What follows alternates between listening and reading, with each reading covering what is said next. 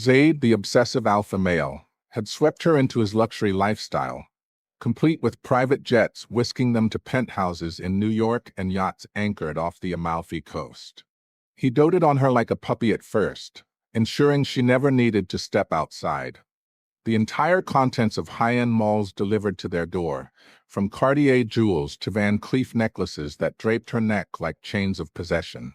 Back in the grand living room of their estate, freshly prepared gourmet meals awaited her return, though Zaid always sneaked in playful touches while cooking, begging for hugs that melted into something more intense. But perfection cracked when Zaid discovered Addie's attempt to flee the villa. The fake puppy facade shattered, revealing the possessive husband beneath. In a rage, he smashed vases and furniture across the marble floors, using his own blood to scrawl obsessive messages: "You're mine. Don't leave. Everyone abandons me, but I only have you. Please stay forever by my side." Before Addie could fully absorb the crimson words staining the luxurious Persian rugs, Zaid's self-harm caught her eye. He slashed at himself with shattered glass. Her heart twisted in panic. She rushed forward, gripping his hand to stop the bleeding. "I won't let you hurt yourself anymore," she whispered internally, her touch making the glass slip from his grasp. Zaid Meadows, the billionaire CEO whose empire spanned tech and underworld dealings, suffered from severe manic episodes, as the butler later explained in hushed tones amid the opulent halls lined with original artworks. In that moment, Zaid couldn't control his obsessive alpha male urges, fearing he'd harm his little wife. To protect her, he handcuffed himself, his body racked with pain. Seeing his torment, Addie pulled out her calming essential oil blend, unscrewing the cap and holding it to his nose. He inhaled deeply, his chaos subsiding slightly. But paranoia gripped him. He knocked the bottle away, convinced her smile mocked his vulnerability, yanking at the cuffs until his wrists bled raw. Addie held him tight, patting his back soothingly. The instant she embraced him, the restless man stilled, burying his face in her neck.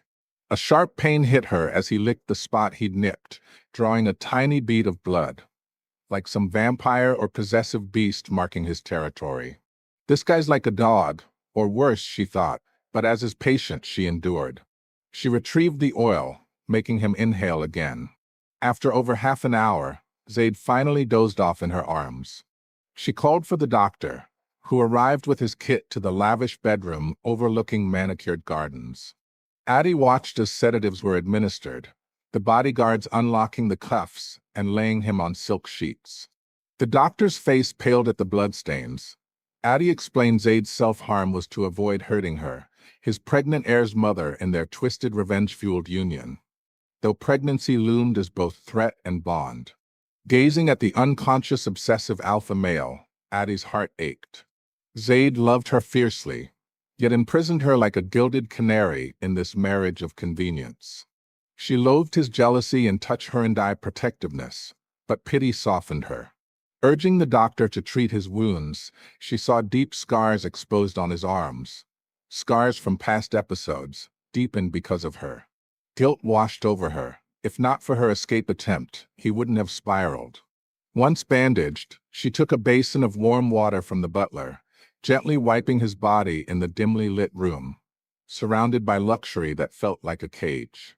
The doctor revealed Zaid's condition was long-standing, evading details with a grave look, suggesting she ask him directly later. Before leaving, he warned solemnly in the echoing foyer Zaid had insisted she stay away during episodes, knowing his dominant side could turn violent, injuring his submissive little wife. Addie nodded, then bathed in the marble-clad bathroom with gold fixtures, sinking into a night of dreamless sleep amid Egyptian cotton sheets. For days, Zaid vanished like a ghost in his own empire, avoiding her in the vast villa. Until one night, she encountered him downstairs, reeking of smoke from a late business deal, perhaps sealing a mafia alliance in some shadowy New York penthouse. Their eyes locked, he froze, panic flashing, turning to flee. Addie called his name, halting him. Back rigid, he faced her accusation of dodging. Denying it stubbornly, he averted her sharp gaze. Laughing bitterly, she challenged if he didn't want to see her, release her from this forced marriage. Feigning departure, she brushed past, only for Zaid to whirl, pulling her into a crushing hug, nuzzling her neck like a wronged pup. "Baby girl," he murmured, "I wasn't avoiding you on purpose. I'm scared." Waking up, remembering how I grabbed your neck during my episode. I wanted to end myself. Did I terrify you? How could I show you that side? I have no face left to meet yours. Baby girl, I feared you'd see me as a monster and abandon me, so I stayed away, not even daring to come home. Tears streamed as he sobbed in her ear. Frowning, Addie held him, scolding his silence. Lifting his head, Zaid's expression darkened. "Do you think I'm a monster? Pity me like the others?" She shook her head, clasping his hand. No, his illness wasn't incurable, and she'd never seen him as monstrous. Blushing at her touch, Zaid asked softly, "Baby girl, will you stay by my side?" Addie nodded. Though she hated the imprisonment in this enemies-to-lovers trap, his episode stemmed partly from her actions. He'd harmed himself rather than her, his bias and sickness twisted, but not aimed at destruction. So she'd try being kinder. Overjoyed, Zaid enveloped her in his arms. Those days, Zaid's joy peaked. The possessive husband stuck to her constantly, even working from the villa's high-tech study overlooking the private pool. In the lush backyard, Addie played with the Tibetan Mastiff, tossing a ball across manicured lawns. The dog fetched it nimbly, earning pets and rubs that made it pant happily, even licking her cheek as she tumbled laughing onto the grass. From the floor-to-ceiling windows, Zaid watched, knuckles whitening on his coffee cup. Jealousy surged. This beast dared touch what was his. Slamming the cup down, he stormed out. "Down!" He roared at the dog, which cowered. Addie eyed him, jealous of his own pet. Zaid yanked her wrist, dragging her inside to the opulent bedroom. Grabbing a damp towel, he wiped her face tenderly, once, twice, erasing the dog's trace. Then, hand on her nape, other on her waist, he leaned in, capturing her lips in a deep kiss, softer than before but building until she gasped for air. Foreheads touching, breaths mingling, he licked his lips. "Baby girl, promise me you'll never leave this lifetime." "Okay." Evading with a yawn excuse, Addie feigned sleepiness. Unfazed, Zaid carried her to bed, tucking her in gently. No rush, he had eternity in this dark romance. She dozed off, waking to dusk in his absence. Wandering the halls, the doctor approached, not for Zaid but her. In the lavish living room with crystal chandeliers, he queried what she'd given during the episode. Just her calming scent oil, inhaled. Intrigued, he noted Zaid usually relied on meds. This was unique without them. Addie explained her insomnia led her to study blends. Her oil stabilized him miraculously. The doctor's eyes lit. Extracting components could cure his mania fully. Addie agreed but suspected heart wounds deeper, needing emotional healing. Handing him a bottle, she asked about severity. Before answering, Zaid's voice echoed from the door. He entered disheveled, basket in hand, a scratch on his cheek. The doctor whispered, "Ensure he takes his meds." Addie nodded. Zaid glared at their whispers, smirking coldly. "Doctor, staying for dinner?" Sweating, the doctor fled. Zaid set the basket down, revealing fresh cherries he'd picked himself from the villa's orchards. Touching his scratch, Addie asked if it hurt. Shaking his head, he grasped her hand. Heart aching, she sat him on the sofa, treating the wound while the butler and cook, Lin Ma, watched fondly from afar. Questioning why not send servants, Zaid encircled her waist. "If others picked them, it wouldn't be the same.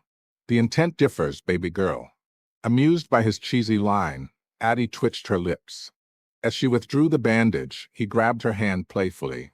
Annoyed yet charmed, she yanked free, telling him to shut up, slapping the bandage on with feigned anger. Zaid admired it in his phone mirror, grinning stupidly. Heading to wash up, Addie emerged to find a woman beside Zaid. Staring, the woman shrieked, mistaking her for a ghost. Addie had faked her death years ago. The woman clawed at Zaid's arm. He flung her off coldly. "Shut your mouth," he snapped.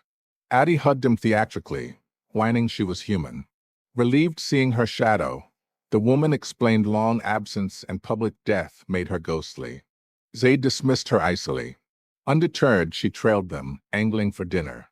Zaid pulled Addie's chair chivalrously, refusing bluntly. The woman's face twisted in fury. The butler escorted her out forcefully. In hiding these 2 years, Addie learned of the woman's care for Zaid. Teasingly, he asked if she was jealous, serving soup tenderly.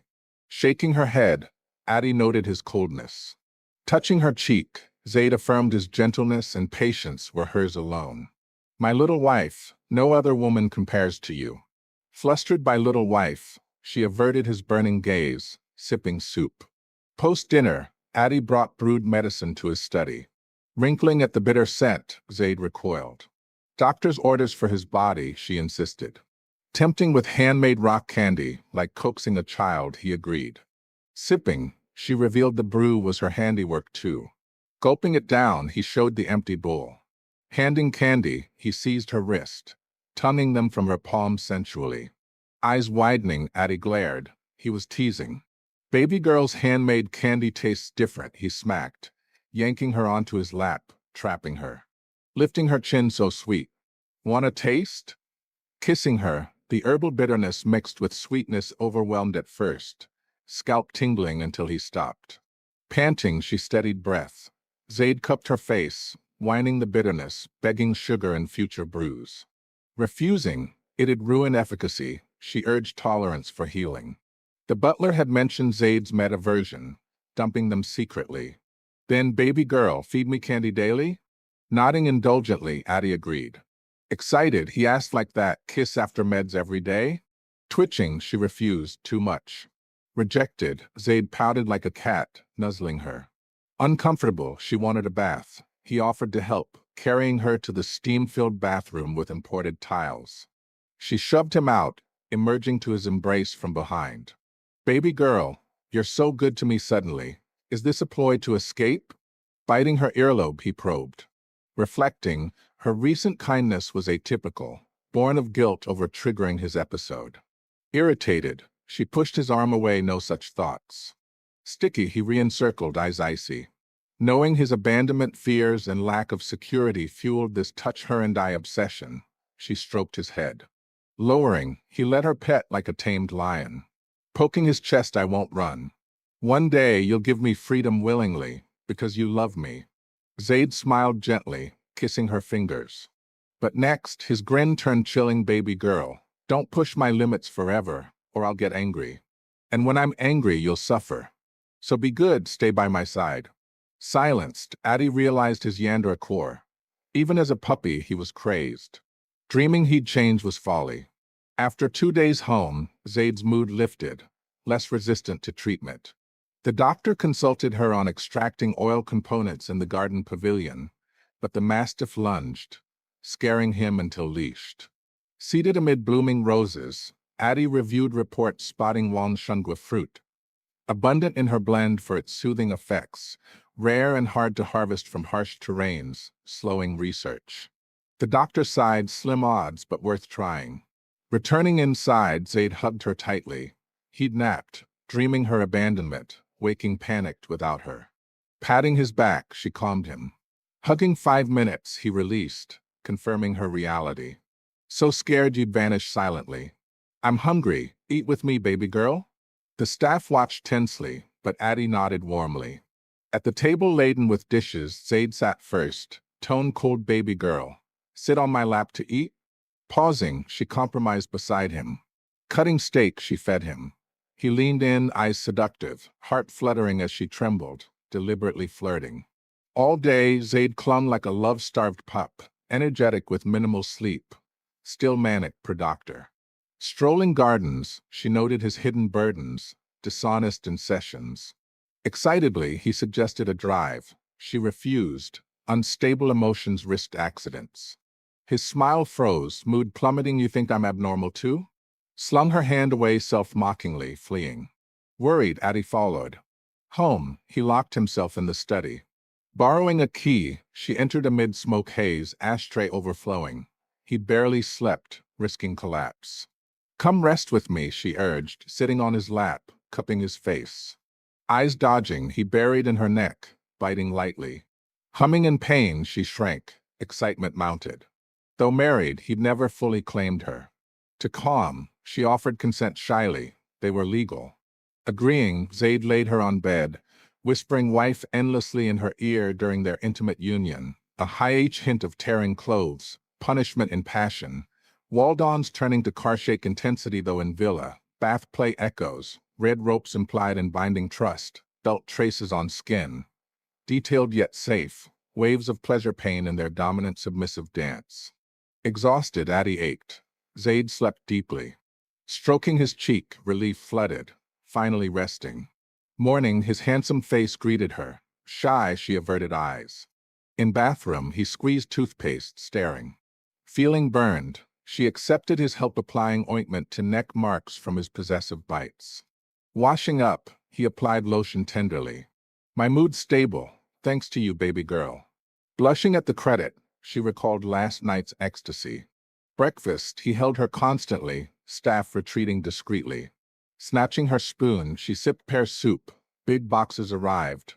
Winter clothes for her, custom designs not on market. Trying a gown in the mirrored closet, stunning but useless trapped here. Drooping, Zaid noticed. Pulling her close, I bought them for you, little wife. Occasions will come to wear them out. His condition steadied, back to billionaire CEO grind, early outs to late returns. One evening post-shower, he pestered in study while she read. Don't read, look at me, nuzzling her ear teasingly. Annoyed by boredom's confinement, she pushed. He kissed her cheek sticky. Tolerating no more, she slammed book, evicting him with bedding to hallway. Sleep there. Blocking door, he pled milk dog style wife, I won't bother. Let me in? Stunned by wife since intimacy night, now cheapened for bed access. Forcing shut despite his plea. Sleepless without him, oddly peaceful for her. Next day, Zaid returned rain-soaked with cake boxes, various flavors, unsure her preference. Reaching for his wet coat, he stepped back oddly. Butler explained special purchase for her casual mention. Amused, Addie took boxes could eat for days. Pulling him to table, she fed a slice. Though disliking sweets, he ate hers without hesitation. Rain easing, she brought coffee to his video meeting. Eyes meeting, he warmed, confusing execs at his smile. Ending abruptly, he pinned her down as she rose, hugging from behind. No, I didn't sleep last night. Resentful tone. Kissing her face, close vibrations. Unable to escape, she compromised future makeups. Time flew sweetly. The dinner-crashing woman spread Addie's survival to her abusive foster mother. Addie's past sold for dowry to vegetative Zaid for joy luck, escaping torment. Now debt-ridden, they called. Butler hung up on speaker as Addie overheard, hatred surging. Zaid, not finding her Abed, rushed down panicked. Butler directed to kitchen where she cooked. Hugging from behind you vanish on waking. Scares the pup. Not gone, she lifted lid. Fragrant fish soup learned from Lin Ma. Salivating, he asked if for him. Non-committal, boredom drove cooking practice. Leaning on counter like a princely figure, he begged feeding. Blowing cool, she obliged. Motionless, no feedback, smile fading. Noticing, he sipped more, hugging waist, mouth feeding unswallowed soup in a kiss. Shocked at unhygienic public display, she glared. He grinned, tucking hair tastes great. What do you think? Flushed, she scooped her own, delicious, rivaling chefs. Serving, Zaid picked thorns meticulously. Unnecessary trouble, she said, he fed boneless bites. He served her fully before eating. Night, insomnia hit recalling foster horrors whipped by mother when upset, age 14 scars nightmares. Sold happily to escape, but Zaid's initial chain locking, room confining mirrored cage, though angelic compared, his biased love true. Sunny morn, uninvited foster mother and sister arrived. Heart sinking, flashbacks of basement abuse. Hiding hatred, they gaped alive. Mother's fawning smile hid greed. Dodging her touch, Addie mocked, you miss me? Or exploiting for gain. Sister yelled over guilt, mother feigned to butler. Blunt, isn't it truth? No more faking silliness for them. Faces ugly at defiance, mother wept theatrically. Don't soil my sofa, Addie sneered, ordering eviction. Guards tossed them. Sister screeched, no Sioux family, no marriage luxury. Sneering, Addie thought wouldn't be you anyway. Mother dragged her away, fearing Zaid's wrath. He'd kill threats. Zaid returned with milk tea. Assistant suggested for girls, top seller. Distracted, Addie took it, imagining suited CEO buying. Hilarious mismatch. Laughing, she leaned on shoulder. Sensing upset from Sue visit, he probed share burdens. Sighing, she set tea down. Before marriage, Sue home was hell. Rainy night, witnessed parents kill loving grandpa. Faked silliness to survive. Whipped at whims, 14-year trauma. Sold to comatose you, ecstatic escape. But you were actor too, crazed. Early days chained, locked in, ignored feelings. Guilt-filled, Zaid apologized, unthinkable from arrogant him. Her intrusion lit his darkness. Kissing hand, tears scared you'd abandon like others. Gripping back were alike, discarded, unneeded. I won't leave, this is home. Only death parts us. Clouds lifted. Her openness meant acceptance? Stroking hand once saw him as pervert ignoring her. Now not so hateful, good to her, control too strong. Don't like?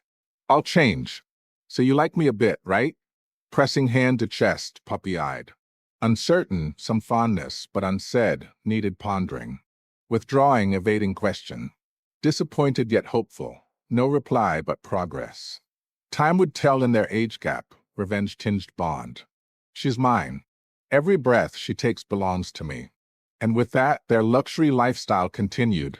Private jets to Italian estates, penthouses with red rooms for punishment play, where jealousy sparked high-abuse moments turning to high-sweet reconciliations, his good girl praises amid dominant touches, ensuring she'd bear his heir in this obsessive forever.